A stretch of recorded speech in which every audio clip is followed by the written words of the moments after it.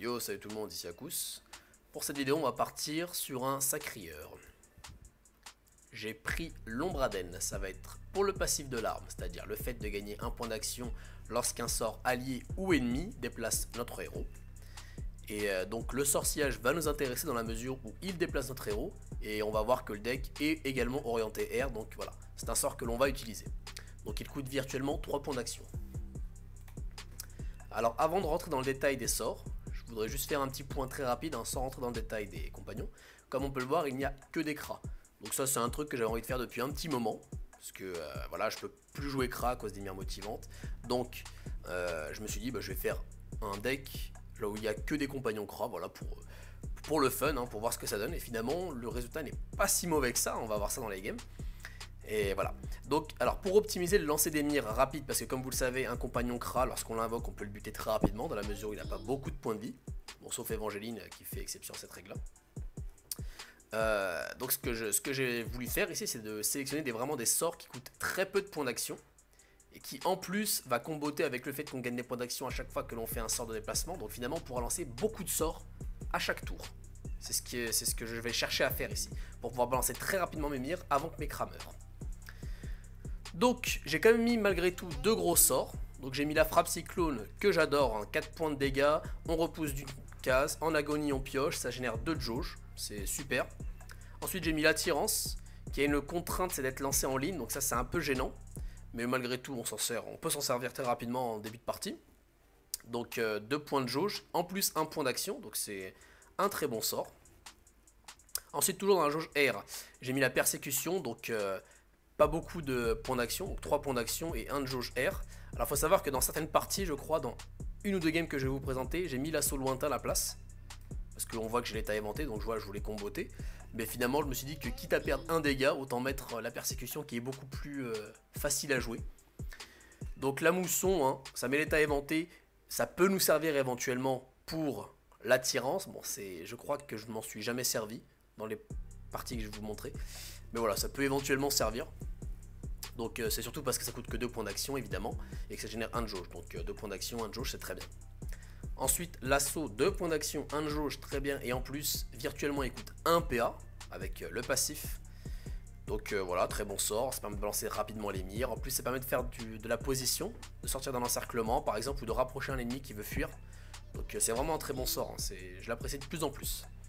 Ensuite la lacération, parce que comme on peut voir il y a un compagnon qui est terre. La lacération qui coûte virtuellement 2 points d'action et qui génère 1 de jauge qui nous intéresse. Donc c'est un bon sort.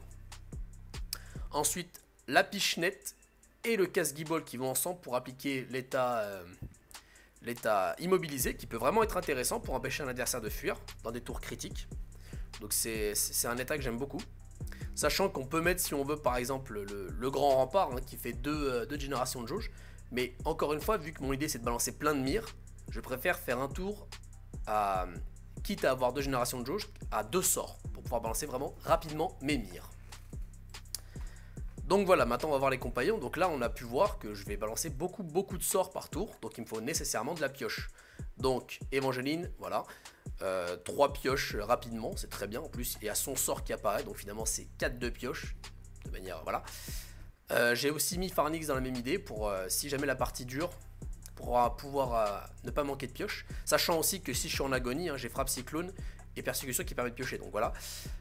Mais le premier qu'on va invoquer, ça va être le flécheur. Donc souvent ça va être flécheur, puis après Évangéline, et ensuite l'Argolio, et ensuite le Pharnix si jamais la partie dure, mais je l'ai quasiment jamais invoqué celui-là. Donc oui, donc le flécheur qui permet d'avoir un coup gratuit si jamais on le protège un tour, ou alors qu'on balance toutes nos mires en un tour. Voilà, donc l'adversaire ne peut même pas réagir finalement. Et donc l'Argolio, que je trouve vraiment très bon. Donc c'est un des rares Kra à avoir 10 points de vie. Et en plus avec ses mires de pierre il peut devenir bien tanky. Donc voilà, je le trouve intéressant pour cela. Donc j'ai fait le tour du deck, on va passer au gameplay. Premier match, nous sommes contre un SRAM Lamouraï. Donc c'est moi qui commence. On commence très souvent avec ce deck là, tant il est léger. Donc là je balance une frappe cyclone, donc j'ai une très bonne sortie, la frappe cyclone qu'on aime bien avoir au début. Et pareil pour l'attirance, on aime beaucoup les avoir au début. Donc en plus il se place en ligne, donc c'est parfait, je vais pouvoir envoyer l'attirance avant de profiter de mon déplacement. Parce qu'en fait c'est une des raisons qui fait que les sorts en ligne c'est pas terrible, c'est qu'on est obligé de se déplacer. Et vu qu'on peut pas se déplacer après s'être déjà déplacé une fois, c'est pas terrible. Donc là je me place ici. J'aime pas être en ligne avec les pièges d'un SRAM. Donc là il m'envoie le massacre pour piocher un sort, générer 2 de jauge et m'infliger beaucoup de dégâts. Très bien, donc apparemment c'est une version feu haut en face.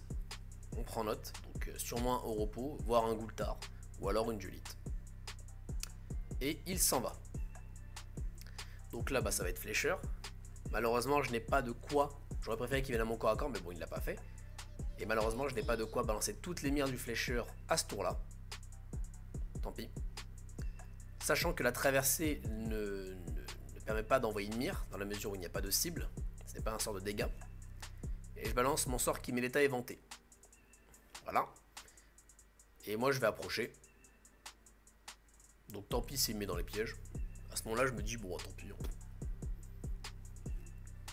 Vu qu'il n'a pas l'air d'être R, je me dis qu'il a très peu de chances de jouer la peur du noir ou alors l'oracle offensé. Donc je me dis tant pis si je suis à côté des pièges. Ce n'est pas grave. Donc apparemment c'est une version soit Goultar soit Julite pour pouvoir envoyer Mornifleur moins cher. Donc ici je vais envoyer l'assaut pour envoyer la deuxième mire de mon flécheur. Je vais directement invoquer la Évangéline de ce côté là pour laisser la place à mon flécheur. Puis je vais l'immobiliser. Donc tant pis, je n'utilise pas l'état éventé mais je m'en moque un peu. Voilà. J'ai pas envie qu'il puisse bouger au prochain tour. Comme ça il reste vraiment au corps à corps à mon corps à corps et au corps à corps de la Évangéline. Donc les deux plus menaçants. Donc prochain tour, je vais pouvoir faire une lacération, invoquer le cratère là, puis balancer le sort d'Évangéline. Donc ça c'est l'idée que j'ai à ce moment-là. Donc ça joue le gousset en face. Oui, donc à mon avis, prochain tour, il compte faire Julite plus Grand Mornifleur. Donc c'est un peu dans la même idée que mon deck Voracius. Bah alors ici, voilà, la lacération. Je peux balancer mon cratère, envoyer le trait d'Évangéline et bon, ça va être terminé directement. Mon adversaire est donc mort. Pour ce deuxième match, nous sommes contre une Eniripsa Gemme déphasante. Alors c'est encore moi qui commence, voilà, la frappe cyclone c'est parfait. Je me place en ligne. J'espère un top deck attirance pour pouvoir bien commencer la partie. Donc d'ailleurs pour ceux qui voulaient voir du gameplay d'Eniripsa Gemme déphasante aggro, en face, je vous spoil, c'est une Eniripsa Gemme déphasante aggro très très classique. Donc là vous allez être servi. Donc mon adversaire réfléchit, il ne me met que l'état éventé ce tour là. Donc l'état éventé qui combatte avec le scalpé entre autres. Alors ici, je vais sûrement envoyer mon flécheur, donc je vais envoyer la mousson pour pouvoir invoquer mon flécheur à ce tour là. Voilà, je me mets ici, le flécheur, et je peux envoyer la lacération. Voilà, donc étant donné que je ne peux pas cramer toutes ces mires à ce tour là, je mets un positionnement qui protège mon flécheur évidemment. Donc là il n'est pas à portée d'une grande fiole de frayeur. Parce que là mon adversaire pourrait très bien faire grande fiole de frayeur, le taper au corps à corps, puis invoquer un compagnon à 3 par exemple. Donc voilà, grande fiole de frayeur sur moi pour me virer. Donc voilà, c'est normal, hein, au début l'Eniripsa Gemme déphasante temporise 2 tours. Et après c'est très très explosif. Donc ici j'ai toujours pas l'attirance, c'est un peu dommage. Bon de toute façon j'aurais pas pu l'utiliser à ce tour là, donc au final ça me dérange pas tant que ça. Enfin si, j'aurais pu le faire si j'avais fait mon sillage, évidemment. Donc je fais mon sillage et je vais appliquer l'état immobilisé. Alors c'est surtout hein, pour ramener mon Argolio rapidement.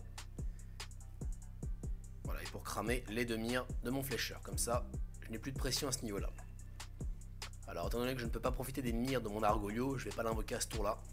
Je préfère gaspiller entre guillemets un dégât et être sûr d'envoyer les 3 mires. Donc mon adversaire envoie flécheur, donc voilà. Là je vais me prendre triple spell. Donc à base de scalpé, étant donné que j'ai l'état éventé, c'est pour ça qu'il l'a setup au tour 1. Voilà, le scalpé, qui coûte pas cher du coup, enfin qui coûte 5, mais qui finalement réduit le PA enfin le coût en PA pardon, du prochain sort. Donc voilà, ça me met l'état éventé pour 2 et ça me joue la petite fiole de frayeur qui d'ailleurs va me donner un point d'action car ça m'a déplacé. Pour envoyer finalement la Évangéline. Donc voilà, ça c'est un tour 3 très classique en Iniripsa déphasé. Alors j'ai un petit avantage, c'est que j'ai commencé en premier. Et je pense que ça va beaucoup m'être utile. Donc je balance l'assaut sur la Évangéline. Donc j'essaie de ne pas cramer une des mires de mon Argolio sur la Évangéline, parce qu'en fait c'est juste pour la placer que je fais ça, et pour me protéger de celle-ci. Donc là je vais avancer, invoquer ma propre Évangéline. Alors j'aurais peut-être dû me placer une case en arrière pour pas que mon adversaire puisse me taper au corps à corps. Et là je vais placer mes 2 cras de telle sorte à ce que l'Évangéline ne puisse pas me taper au corps à corps. Donc finalement l'adversaire va perdre 4 dégâts sur son prochain tour. Donc c'est au tour de mon adversaire. Ici il m'envoie le trait d'Évangéline. Donc il l'envoie en premier, c'est sûrement pour le récupérer très rapidement. Donc c'est un bon choix de la part de mon adversaire ici. Il lui reste 4 points d'action. Donc il va très certainement faire le sort de classe de la gemme déphasante. Voilà, pour fuir la pression de la Évangéline. Donc voilà. Voilà, donc il est à 6 points de mouvement. Donc j'espère pour lui qu'il n'y a pas de bug de pathfinding, parce que je sais à quel point c'est chiant. Donc là il réfléchit, il doit sûrement tester beaucoup de trajectoires différentes, jusqu'à trouver celle qui lui convient.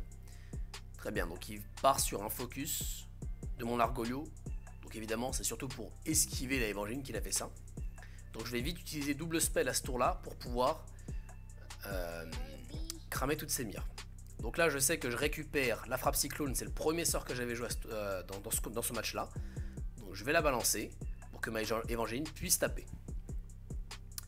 Alors avec mon Argolio je peux faire tout le tour, mais j'essaie de rester ici, donc j'aurais pu le mettre dans le coin. De toute façon je me dis que mon flécheur va être utilisé pour bloquer la Évangéline, donc il va pas bouger.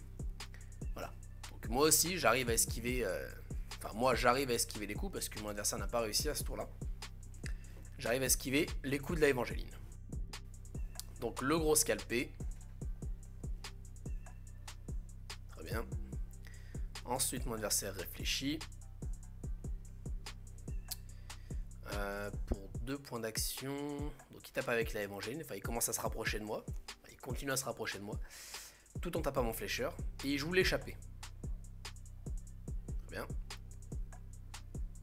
Ensuite il me joue la petite fiole des vents, je crois, celle qui applique l'état éventé, et il met son Hush.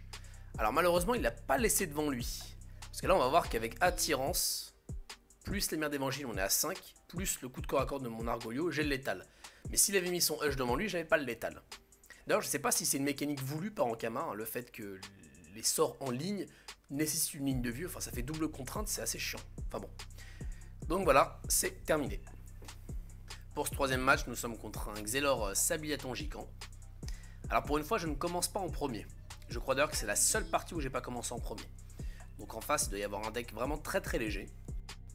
Donc la Chronophagie et le Sinistro haut. Très bien. Donc moi j'ai un de mes 2 gros spells, je suis content. D'ailleurs j'ai le 2ème, je viens de le piocher. Donc là je vais envoyer la frappe cyclone. Je vais pas non plus la rapprocher. On sait jamais si c'est un deck, une version agressive, j'ai pas trop envie qu'il s'approche trop. Très bien. Donc mon adversaire joue le Sinistro R ici. Alors qu'il a apporté, je sais pas trop. Il joue ce spell haut dont j'ignore tout à fait le nom. Ça par contre c'est l'accumulation. Donc c'est un OR. Alors là je ne peux pas balancer l'attirance en ligne parce qu'il y a le Sinistro qui me gêne. Bon. Donc là je vais juste commencer à avancer sur ma jauge terre et détruire le Sinistro. Donc en face c'est éventuellement la version combo que je vous avais présentée. Ou en tout cas une version inspirée en tout cas. Ou une version similaire, hein, sans nécessairement inspiration. Donc là il envoie sa Chronophagie et son Sinistro R. Donc on sait qu'il y a besoin de 4 jauges R, 5 jauges O. Donc là il y est. Ça veut donc dire que prochain tour je vais sûrement me prendre un gros combo sur la tête. De toute façon moi dans tous les cas je dois être agressif, hein. Ça ne change pas mon plan de jeu, j'ai pas de counterplay à cela. Voilà, donc l'attirance pour être bien au niveau de ma jauge R. Et je décide de ne pas invoquer mes cras, parce que là je sais que je vais me prendre, enfin mon cra, parce que je sais que je vais me prendre plein de compagnons à ce tour là, donc j'ai pas envie que mes cras ne profitent pas de leur mire, donc je décide d'attendre. Donc là il me fait le Momificatus, il me tape, il invoque son Pharnix, il tape avec, ouais bon, pourquoi pas, il invoque voilà, son compte Arbour, il me tape avec, donc là il va envoyer les petits sorts avant, donc la concentration, sûrement le Sinistro haut juste après, très bien. C'est bien joué de sa part, donc là la permutation normalement. Sauf si il le joue de manière différente. Oui d'accord, il le joue de manière différente apparemment. Il n'y a pas de souci, donc là très bien. Il me tape avec son Pharnix, puis après il joue la chronophagie pour piocher à nouveau. Donc il va cycler sur ses petits sorts. Donc la concentration. Sinistro R avant. Et ensuite Sinistro O certainement. Par contre il faut qu'il aille plus vite, il n'y a plus le temps. Allez plus vite, plus vite. Très bien, donc là il met ce sort dont j'ai oublié le nom. Il invoque le Nox, il me tape au corps à corps. Allez, il faut envoyer Yaku, il faut continuer. Et malheureusement il n'a pas terminé. Enfin je sais pas si il avait autre chose à faire, mais il n'a pas terminé, il n'a pas eu le temps. Peut-être que c'est une de ses premières games avec. Donc là c'est parti, flècheur. Assaut pour m'extirper de ce bourbier là. J'ai pas envie d'être entouré. Très bien, donc là je vais cramer la réserve. Je vais l'immobiliser. Et je vais envoyer mon Kra là. Ensuite, je mets l'état éventé. Oui. Je vais mettre l'état éventé. D'ailleurs, on voit que je joue l'assaut lointain ici. Donc là, je vais jouer l'assaut lointain. Je profite du fait d'être au corps à corps pour pouvoir le jouer. Je vais m'en aller. Invoquer Évangéline. Taper avec Évangéline. Et me protéger au maximum avec mes Kra.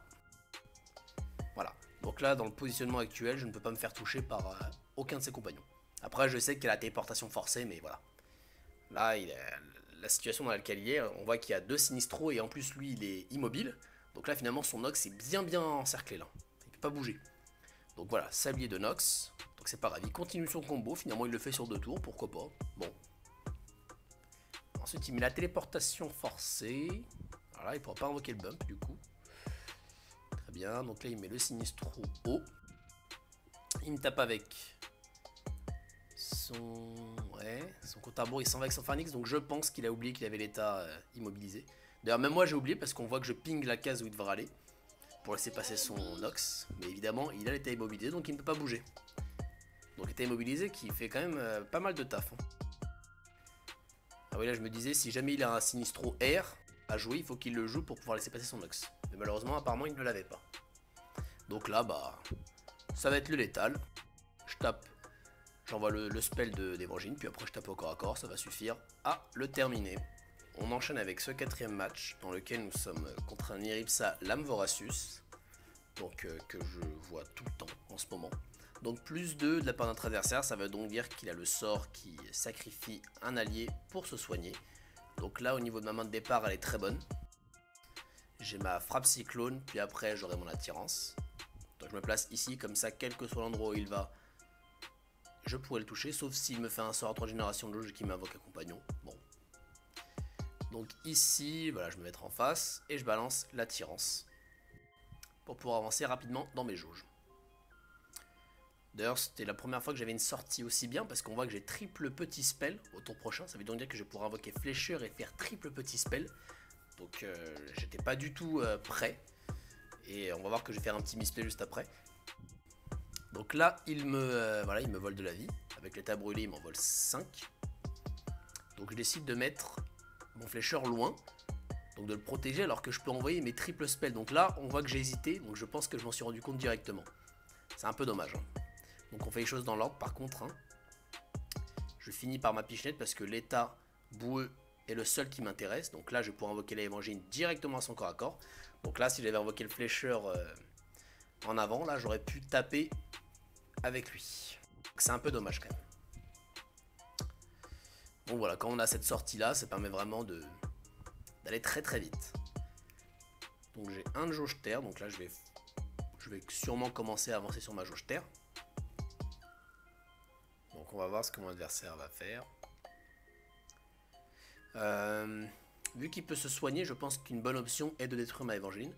Donc on voit qu'il y a un petit splash haut intéressant avec la caresse géante. D'ailleurs caresse géante qui est un très bon sort. Hein. Quand on y pense, hein, ça fait pas mal de dégâts et ça met l'état gelé. Ça fait 3 dégâts et un état gelé pour 4 mana je crois. Alors qu'en général c'est 5 mana, 2 dégâts. Bref. Donc ici je tape avec ma origine, là je regarde vu qu'elle est état gelé. Je me dis est-ce que si je tape qu'avec un sort elle survit, donc il lui resterait 9 PV. À tous les coups il y a Oropo qui arrive au prochain tour, donc là je me dis bon elle va mourir, elle va jamais résister, donc là je vais envoyer le maximum de mire. Tant pis si elle se fait défoncer par le gel, de toute façon elle va mourir. Donc c'est parti, lacération. De toute façon je peux lancer dans ce temps là parce que je vais pas récupérer le sort d'Évangéline parce qu'elle va mourir. Puis je termine par le trait d'Évangéline. Et j'ai profité de la première attaque au corps à corps de mon flécheur. Et moi je continue à avancer. D'ailleurs j'aurais peut-être dû me mettre en diagonale de mon flécheur. Comme ça si jamais il partait dans le coin j'aurais pu l'avoir au corps à corps. C'est vrai. En plus voilà, raison de plus c'est que là on lui offre une value monumentale. Hein. C'est vraiment un très très mauvais tout de ma part. Hein. Donc on est déjà à 2 fails de ma part. Et comme prévu il défonce ma Évangéline. Donc la plus grosse menace de mon deck est éliminée. Bon après il a quand même perdu énormément de points de vie. Hein. Mais voilà. Alors ici je vais sûrement chercher mon Argolio. Voilà. Je le place. Je vais taper avec mon flécheur. Je vais taper avec mon héros. Et bah non. Et bah non. Donc c'est un bug. Hein. Malheureusement c'est vraiment très très dommage. Hein. Malheureusement je peux pas y aller. Ça fait que je perds un temps monumental là-dessus. Alors là, bon, c'est pas grave, on va jouer au tour. Hein. Donc là, j'ai pas envie d'envoyer mon Argolio au corps à corps. J'ai pas envie qu'il se fasse éclater avant de pouvoir profiter d'une de ses mires. Donc je le place ici, comme ça va être soit le Oropo, soit le héros adverse qui va me taper. D'ailleurs non, pas le héros adverse car il a l'état immobilisé. C'est un peu dommage quand même. Hein. Mais bon, il faut quand même jouer au tour. Hein. De toute façon, c'est une alpha, donc c'est normal qu'il y ait des bugs. Alors ici, l'Archon Mortis. Donc j'ai fait 2 fails. Mon adversaire va me faire un fail immense, selon moi. Peut-être que c'était juste pour les 3 points de vie. Mais Archon Mortis, quand on est immobilisé, c'est pas terrible. Bon, après, ça arrive. Hein. C'est un oubli. Hein. Il n'y a pas de souci à ce niveau-là. Donc il commence à focus mon Argolio. C'est un très bon choix de sa part. Par contre, je pense qu'il aurait dû placer autrement. Ouais. Il aurait dû jouer son repos sur mon Argolio. Puis après invoquer son gousset pour défoncer. Bon, c'est pas grave. Il a un peu misplay. Je pense que... Voilà. Peut-être que ça l'a un peu déconcerté le petit misplay du début de tour. Et il sacrifie son repos pour gagner de la vie. Pour résister en fait. Ouais, bon. C'est vrai qu'il a énormément de points de... Ah, je sais pourquoi, c'est pour maintenir son Archon Mortis. Ah, c'est bien vu ça. C'est bien vu, c'est bien vu. C'est vrai que c'est pas des points de vie qu'on regagne, c'est des points de bouclier. Donc ici, je fais l'assaut. Non, pardon, la frappe qui met l'état éventé là. Voilà, je joue la frappe cyclone pour profiter de la deuxième mire. Et je tape au corps à corps. Très bien. Donc là, il ne reste plus que 9 points de vie à mon adversaire. Il y a certainement une championne sanglante qui traîne quelque part. Peut-être qu'il y a un Rufus dans son deck. C'est juste qu'il n'a pas pu le sortir parce qu'il y avait trop d'agression. Parce qu'à mon avis, il jouait Gousset. Enfin, le petit splash Gousset, c'est sûrement pour aller chercher Rufus. Les tours où on n'a pas de vol de vie. Bref. Donc là, il encercle bien mon Argolio. Mais ce n'est pas grave, il n'est pas mort. J'ai encore une mire disponible. Il a un point de vie. Donc les mires de pierre, c'est vraiment très pratique hein, pour le maintenir en vie. Je vais taper au corps à corps, je balance l'attirance. Je consomme l'état éventé, mais ça je m'en moque un peu. Et je décide de ne pas invoquer mon flécheur à ce tour-là. Ou alors je l'invoque, 10 points de vie. Je me dis... Alors si je place mon flécheur dans l'autre coin là, il ne pourra me taper qu'avec un de ses compagnons ou alors avec lui-même. Donc je me dis, il va pas mourir. Vu l'état de ses jauges actuelles. Sauf s'il me fait un spell à 2, qui m'invoque une championne périmée, ouais. Non, même pas, ça marcherait pas, je pense. Il n'y a pas l'état, alors ça fait quoi? Ça fait 3 plus 3, non, ça marcherait pas. Donc, c'était plutôt safe. Donc, il met l'état gelé, donc apparemment, il aime bien geler les archers. Les archers qui font piocher. Donc, il lui reste 10 points de vie. Je vais aller à son corps à corps. Je vais taper aussi avec mon Pharnix. Puis après, persécution, 2 dégâts, la mire. Et étant donné que la mire proc, comme on a pu le voir avec l'animation, la mire proc avant l'état gelé, bah voilà, j'ai l'étal. De toute façon, j'avais même le létal si jamais. Bon, les games étant très rapides, je vais mettre un petit combat en plus.